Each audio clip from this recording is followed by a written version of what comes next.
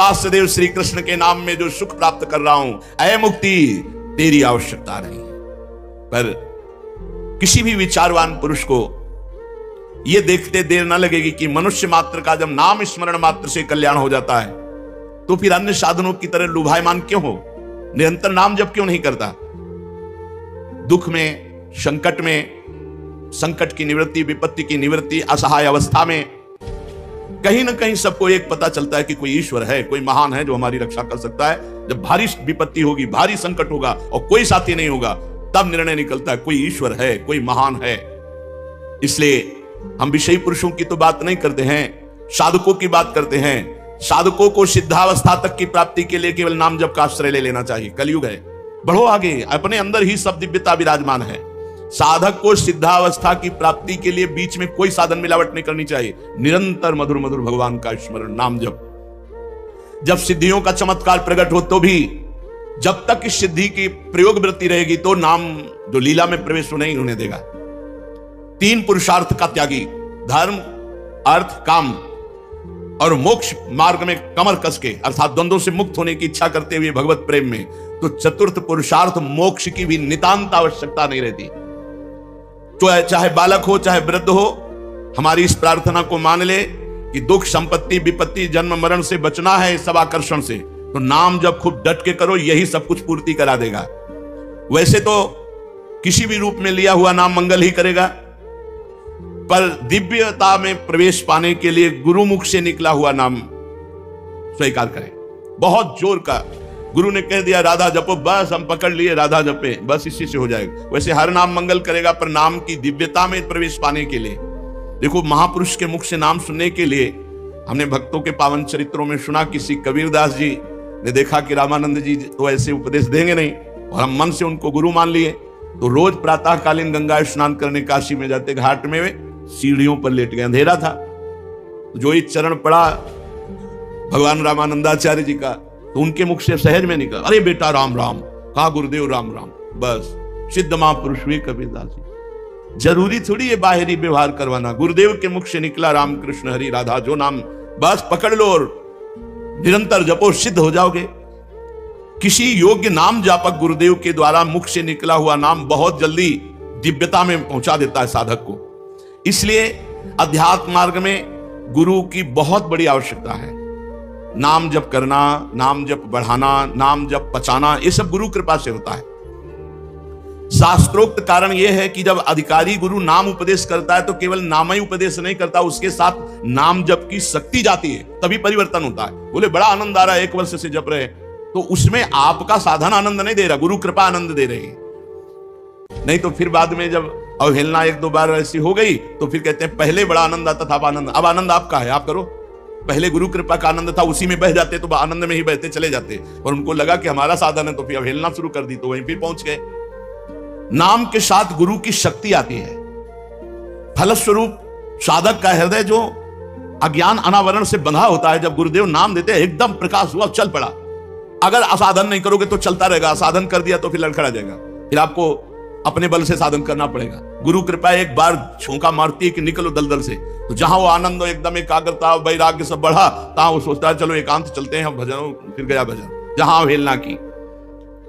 गुरुदेव भगवान नाम जप के अनुकूल हृदय बना देते हैं। इस कारण भगवान नाम गुरु प्रसाद से बहुत जल्दी प्रभाव दिखाता है। गुरु के जीवन में अपने को शिष्य के रूप में अर्पित करके, जीवन में मतलब जीते जी गुरुदेव के, और उनकी श्रद्धा विश्वास पूर्वक सेवा आराधना और कोई संशय उन पर नहीं, तो गुरु कृपा से शिष्य के हृदय में आत्म प्रीति के कारण मंत्र वैसे ही चलने लगता है जैसे गुरुदेव के।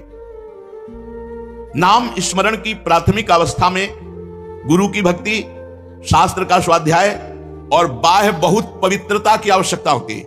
शौच आदि की पवित्रता, खान पान की पवित्रता, चरित्र की पवित्रता, चरित्र की पवित्रता प्रारंभिक साधना के ये सोपान है। और जब हम भगवान नाम को अपना जीवन मानकर जपना शुरू करते हैं तो हमारे हृदय में फिर भक्ति का जागरण होता है, फिर बाह्य साधन का उतना महत्व नहीं रह जाता। अंतःकरण में भागवतिक सारे सद्गुण आकर विराजमान हो जाते हैं। भगवान नाम की महिमा से गुरुदेव हृदय में प्रकाशित होकर के मार्ग बताने लगते हैं। ऐसे नहीं, ऐसे चलो, हृदय में ही बैठकर हमारी बुद्धि की दिशा को श्री भगवान की तरफ पूर्ण लगा देते हैं। फलस्वरूप देखते देखते कम समय में हमारा जीवन बदल जाता है।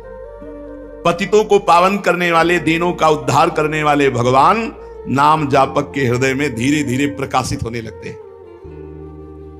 भगवान नाम कहने को तो बहुत छोटा है, राधा, राम, कृष्ण, हरि, पर यह असाधारण सामर्थ्य इसमें विराजमान है। इसलिए अज्ञानी जन, पापी जन, भ्रांत जन इस पर विश्वास नहीं करते, वो क्रियाओं पर विश्वास करते हैं। नाम स्मरण का साधन चारों युगों में, चारों श्रुतियों में भरा हुआ है, किंतु अज्ञानियों को नाम जप में महत्व बुद्धि ना होने के कारण वो इसे क्षुद्र समझकर छोड़ देते हैं। वो वास्तविक रहस्य से परिचित नहीं है। अनंत दोषों का संहार करके गुणों का सृजन करने की सामर्थ्य नाम में विराजमान है। दुनिया में जितने संत हुए हैं सब नाम से सिद्ध हुए हैं। अनंत मंगलमयी शक्ति नाम की संतों ने अनुभव की। नाम ऐसा है जैसे वामन भगवान आए थे छोटे बन के, जब बड़े हुए तो पूरे त्रिभुवन को नाप लिया। देखने में छोटा है लेकिन पूरे त्रिभुवन सहित त्रिभुवन पति को अधीन कर ले। सुमिर पवन सुत पावन नामो अपने बस करी राखे रामो। अनंत कोटि ब्रह्मांड और अनंत कोटि ब्रह्मांडों के स्वामी को अधीन कर दे। अमित महत्ता नाम की को करी सके बखान, जाके उच्चारण करत विकल होत भगवान। हम राधा राधा राधा, स्वामिनी जो विकल हो जाती है, पर हम मिलना नहीं चाहते इसलिए सामने प्रकाशित नहीं होती। नाम धारक साधक को इस महत्वपूर्ण सिद्धांत को नहीं भूलना चाहिए कि भगवान का नाम और भगवान अभेद है। अधिकारी साधक गुरु कृपा पात्र नाम में पूर्ण चित्तवृत्ति अर्पित कर दे। भगवान का मंगलमय नाम भगवान के मंगलमय रूप को प्रकाशित करके भगवान की लीला में प्रवेश करा देता है। तीन सामर्थ्य, भगवान के रूप और भगवान की लीला में प्रवेश। भगवान है ये अनुभव, भगवान हमारे हैं ये अनुभव नाम से होता है, जबान से कहने से नहीं। जितना नाम जप करोगे, महाराष्ट्र के संत तुकाराम जी महाराज कहते हैं, तुका मेहणे नाम चैतन्य निज धाम। मैंने अनुभव किया भगवान का नाम चैतन्य सच्चिदानंद घन भगवान को हृदय में प्रकाशित कर देता है। समर्थ गुरु श्री स्वामी रामदास जी महाराज कहते हैं, नाम ब्रह्म निरंतर रटन। नाम ही साक्षात ब्रह्म है, नाम ही साक्षात ब्रह्म है, निरंतर रटो। नाम आनि मुरारी दो न नशती। भगवान मुरारी और मुरारी का नाम दो नहीं है, इसलिए अनध्यस्त विवर्त जो नाम जप करता है सारे आवरण भंग हो जाते हैं। जैसे स्वर्ण का बना हुआ अलंकार चमकता है, ऐसे नाम से रूप प्रकाशित होता है। अनध्यस्त विवर्त, कोई भी आवरण नहीं रह जाता, खुले नेत्र भगवान का दर्शन। नाम मंत्रों का राजा है। तथैव मंत्र राजो हम नाद रूपोभ्य शिवा यद धीनम जगत सर्वम मंत्राधीनो हमें वही। मंत्रो हम मंत्र गम्यात्मा मंत्रकारो निरामयः सायो मंत्र राजो हो मचिंतो अनंत शक्तिदा। भगवान की मंत्रों में जितनी शक्ति है वो सब नाम में विराजमान है।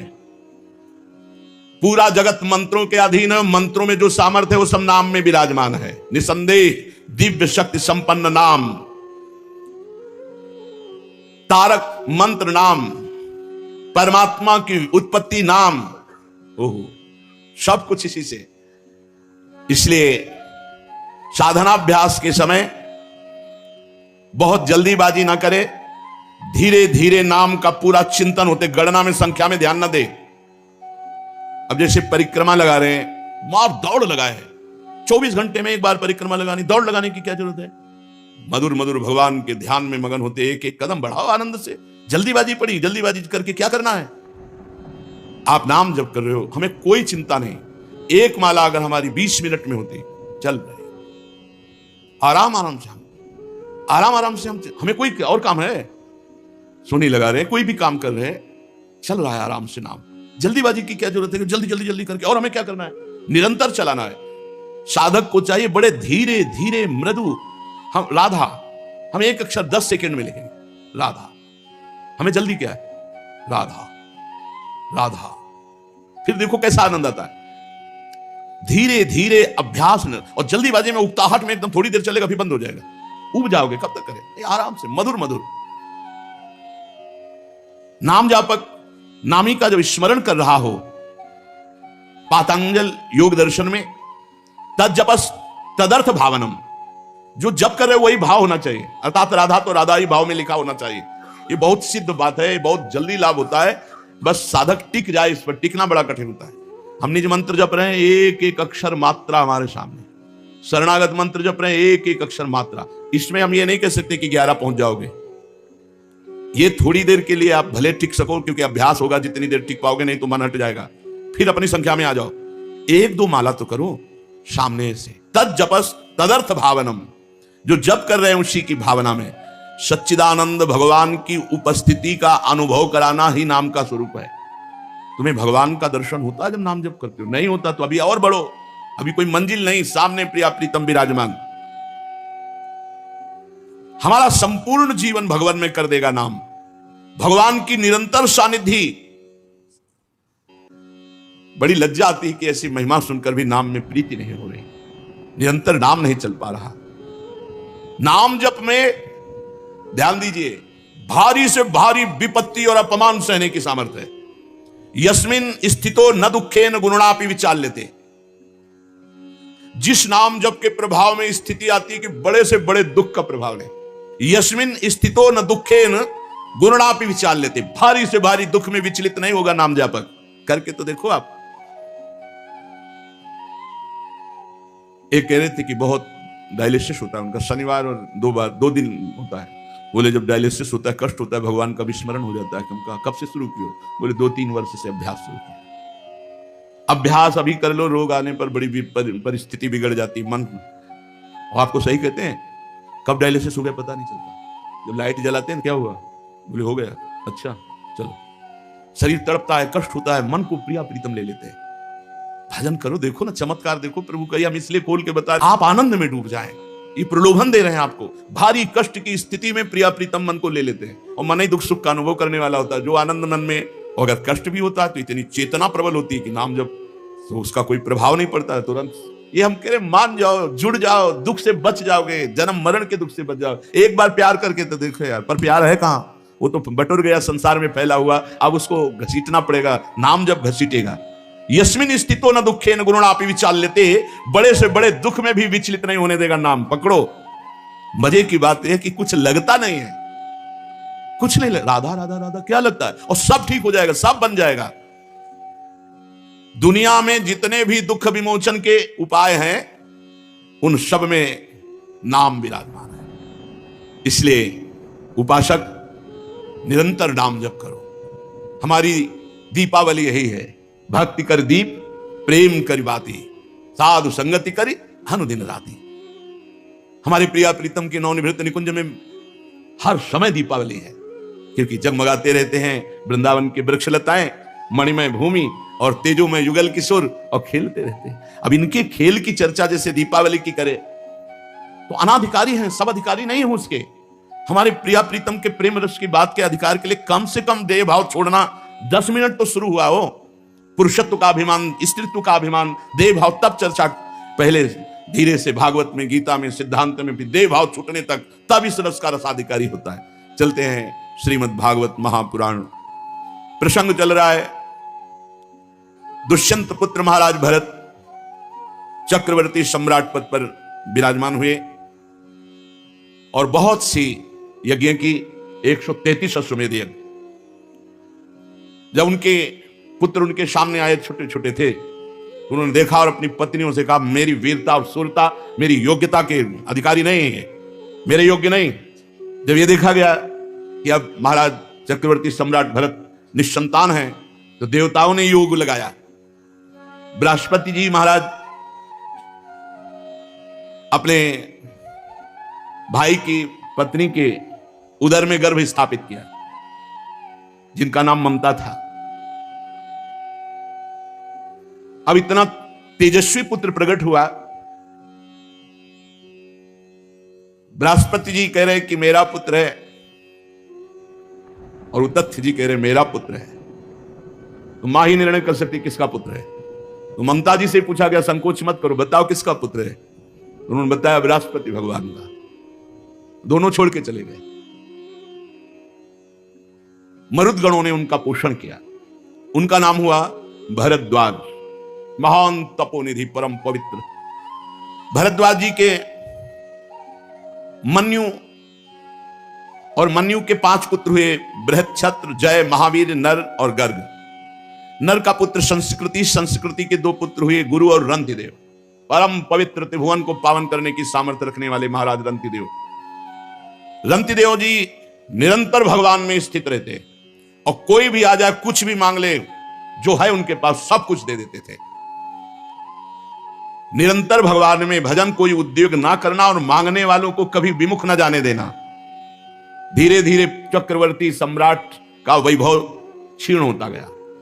ऐसी स्थिति आ गई कि खाने को नहीं रह गया। उद्योग रहित, निरंतर भजन में स्थित और जो आ जाए मांगे सो दे दे। महाराज रंतिदेव बहुत बड़े दानियों में सर्वश्रेष्ठ, भगवत भक्तों में महान। यहां तक कि कई कई दिन भोजन मिलना दुश्वार हो गया। चक्रवर्ती सम्राट रंतिदेव जी, पूरा कुटुंब 48 दिन तक बिना भोजन के जीवित रहा। मांगना है नहीं किसी से, क्योंकि स्वयं राजा थे। मांगने वाला है, वापस जाना नहीं। स्थिति आ गई, उद्योग कुछ करना नहीं, निरंतर भजन में डूबना। 48 दिन तक पूरा परिवार, 48 दिन पानी भी नहीं पिया। 49वें दिन प्रातः काल भगवत प्रेरणा से कुछ घी, खीर, हलवा, जल उपस्थित हुआ। 48 दिन के भूखे तो परिवार के लोग देखते ही एकदम, परंतु ज्यों ही वो भोजन का भोग लगा रहे थे कि भगवान अतिथि रूप में आ गए, ब्रह्म ऋषि के। रंतिदेव ने रोक दिया, परिवार बिल्कुल छूना मत, अतिथि भगवान आए। बैठ करके काफी मात्रा में हलवा और जो जो था सब खा के, जल ठंडा पी के, अभी वो जो बचे हुए कुछ कण थे उनको बांट करके प्राण पोषण के लिए पाना ही चाहते थे कि एक दूसरा अतिथि आ गया दरिद्र रूप में, महाराज रंतिदेव। रंतिदेव भगवान के स्मरण किए और जो बचा हुआ है दे दो। बचे हुए को अन्न में वो जो अतिथि रूप में आए हुए भगवान थे वो पा लिए। सोचा कि जो कण गिरे होंगे उनको जबान में रख देंगे, प्रसाद हो जाएगा तो कुछ तो प्राण का। इतने में कुत्ता आ गया, उसने कहा महाराज छूना मत, हमको चाट लेने दो, मैं बहुत दिनों का भूखा हूं। रंतिदेव ने वो भी। इसके बाद भगवान का स्मरण किया और जो जल बचा था परिवार को जल दिया पीने को, खुद जल भी नहीं पिया। जल ही पीने के लिए आए, बांट करके तैयार हुए थे परिवार के जन की चांडाल आ गया, महाराज मैं बहुत प्यासा हूं, पी लीजिए। रंतिदेव जी ने जब जल पिलाया और वो चला गया, तो आंसुओं से पुलकित होकर भगवान से कहा, ना कामये हम गतिमीश्वरात परामष्ट सिद्धिर्युक्ता पुनर्भवम वा आरतिम प्रपद्ये खिल देह भाजा मंता स्थितो ये न भवन्ति दुखा। प्रभो मैं आपसे कुछ नहीं चाहता, ना आठों सिद्धियां चाहता हूं, ना परम पद चाहता हूं, ना अपना कल्याण चाहता हूं। मुझको एक सामर्थ्य दे दो, मेरे विश्व में कोई दुखी न रहे, सबका दुख मेरे ऊपर आ जाए। कोई भूखा न रहे, कोई प्यासा न रहे, कोई दुखी न रहे, सबका दुख मेरे ऊपर आ जाए और सब सुखी हो जाए। महाराज रंतिदेव जी ने, ये भगवान की भक्ति की वही बात। मन की दृढ़ता बहुत बलवती होती है, साधारण नहीं। अतः मन को अर्जुन जी ने दृढ़ कहा, बलवान कहा, प्रथम स्वभाव वाला कहा। मन बड़ा बलवान है जो साधक को जबरदस्ती विषयों में ले जाता है। शास्त्रों ने तो यहां तक कह दिया कि मन ही मनुष्यों के मोक्ष और बंधन में कारण है। मन एवं मनुष्याणाम कारणम बंध मोक्षयो। भगवान में लगा हुआ मन मोक्ष का कारण है और विषयों में लगा हुआ मन बंधन का कारण है। परंतु मन में प्रमथनशीलता, ये दृढ़ता, ये बलवत्ता तभी तक रहती है जब तक साधक अपने में काम को देखता है। और जिस दिन अपने में काम ना देखेगा, मन में, इंद्रियों में देखेगा तो रोक लेगा। जब वो स्वयं में देखता है तो फिर वो बावरा बनकर मन और इंद्रियों के आकर्षण में, वो काम लीला में उतर जाता है। जब साधक स्वयं में काम नहीं देखेगा तब पदार्थों का, विषयों का कितना ही संसर्ग हो, आपको सच्ची कहते खूब भजन करो, भोजन कम पाओ, शरीर को शिथिल रखो। पास में विषय भोग हो तो भी भोगने की इच्छा नहीं हो। इसमें ज्यादा बुद्धि लगाने की जरूरत नहीं है, डट के भजन करने की जरूरत है। आहार कम करो, बिल्कुल कम करो, बिल्कुल ना नहीं, पर बिल्कुल कम करो। संभाल संभाल के कदम रखना पड़े इतने। जवानी तो ऐसे काटनी चाहिए, ये चर्बी नहीं चढ़नी चाहिए शरीर में, मोटापा नहीं बढ़ना चाहिए, हड्डी हड्डी दिखाई देनी चाहिए जवानी में। जवानी में साधक को तप संलग्न रहना चाहिए, जितना वीर बचे भूख उसको चबा जाए, क्षुधा उस चर्बी को चबा जाए, एक एक हड्डी शरीर की गिन ली जाए, ऐसा साधक हो। और ऐसे साधकों का चेहरा बड़ा लावण्यमय प्रकाशमय होता है। यहाँ गले से नीचे देखो तो देखने लायक नहीं, हड्डी हड्डी, और ऊपर चेहरा देखो तो चंद्रमा की भांति शीतलता प्रदान करते हुए अद्भुत शोभा संपन्न होगा, क्योंकि उसके अंदर साधना है। जवानी तो बहुत सावधानी से बितानी चाहिए। भोजन, सब साधना का आधार भोजन है। किडनी फेल है, 24 घंटे में एक बार भोजन करते हैं, 9-10 बजे जो मिला बस। रात्रि में एक कवल भी नहीं, जो दवा मिली वो दवा खा ली। हम पाने के लिए नहीं जी रहे, हम जीने के लिए पा रहे हैं, और जी रहे हैं भगवान के लिए। ये बता रहे कि जब तुम स्वस्थ हो तो तुम क्यों नहीं ऐसा कर सकते। भगवान के लिए तुम्हारा जीवन है। थोड़ा अन्न पा के देखो, धुआंधार भजन होगा। रोज कदम लड़खड़ाते हैं इधर आने के लिए, एकांत शांत बैठे। इससे बढ़कर के क्या होगा? जो चल रहा है उसको रोक करके और कुछ क्या जानना है। अब हमको कुछ पढ़ना थोड़ी है, कोई सिद्धांत थोड़ी जानने हैं, हमको कोई चलना थोड़ी कि अब हमको क्या चलना है, कैसे। सब हो गया, बस इतना जो चल रहा है उसको देखते रहे, उसको सुनते रहे। आप लोगों को चाहिए एक बार शरीर को तोड़ो, आहार, उचित आहार दो, आराम से चल पाओ, आराम से दिनचर्या हो जाए। हमारी किडनी फेल दिनचर्या हो रही है तो तुम्हारी क्यों नहीं? हमारी दिनचर्या छोटी मोटी है। 1 बजे बैठ गए थे, 3 बजे चल के आए हैं, जल्दी जल्दी करके सत्संग, झूला, एकांतिक, फिर आसन में बैठना। ऐसी दिनचर्या थोड़ी होती साधु की। 1 मिनट का समय नहीं, 1 मिनट का समय। कभी ऐसे नहीं कि व्यर्थ बैठे हुए चलो हंसी मजाक हो। 1 मिनट। आप लोगों को तो पूरा का पूरा